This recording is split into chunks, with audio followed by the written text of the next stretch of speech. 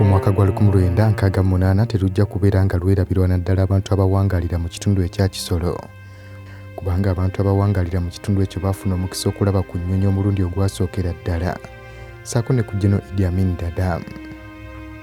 Mu kiseera ekyo, okusinziira ku musajja mukulu Ritarindwa Mwene Bazireni, mu kitabo kye kya From Dumping Sites to Industrial Hubs, yategeeza nti yali yakafuna omulimu mu kifo ekiwummulirwamu abatambuze ekyali ekya Mr. Olutango yali munansi w'eggwanga erya German, era nga yali kyajjajje mu ggwanga lino erya Uganda ng'adduse mu ggwanga erya South Africa olw'okulwanagana okwaliyo.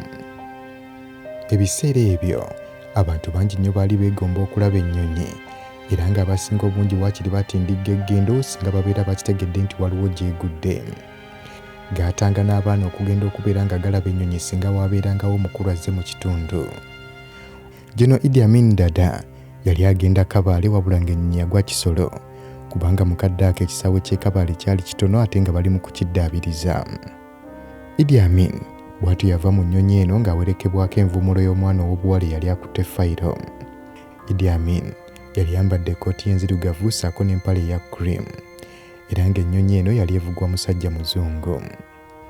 Bano olwava mu nnyonyi eno baayingira mu mmotoka ezaali zibalinze ku mabbali, okwali emmotoka ekika kya Saloon, eno yali mu kkala eya Army Green, waliwo n'emmotoka endala ekika kya Land Rover ezaali zibawerekerako.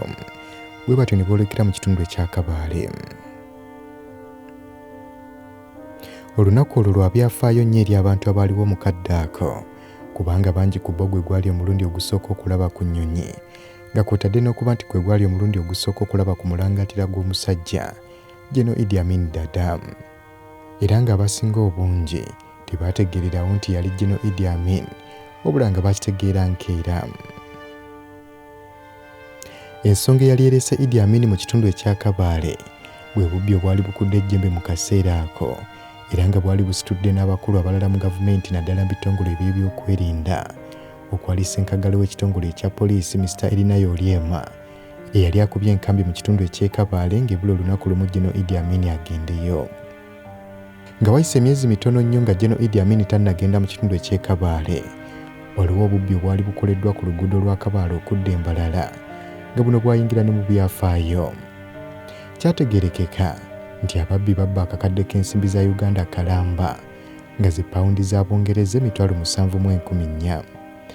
Ekyafaayo ekyakolebwa ku bubbi buno kwe kubeera nti gwe muwendo gw'ensimbi ogusinga obunene ogwasooka okubbibwa mu mawanga ga East Africa.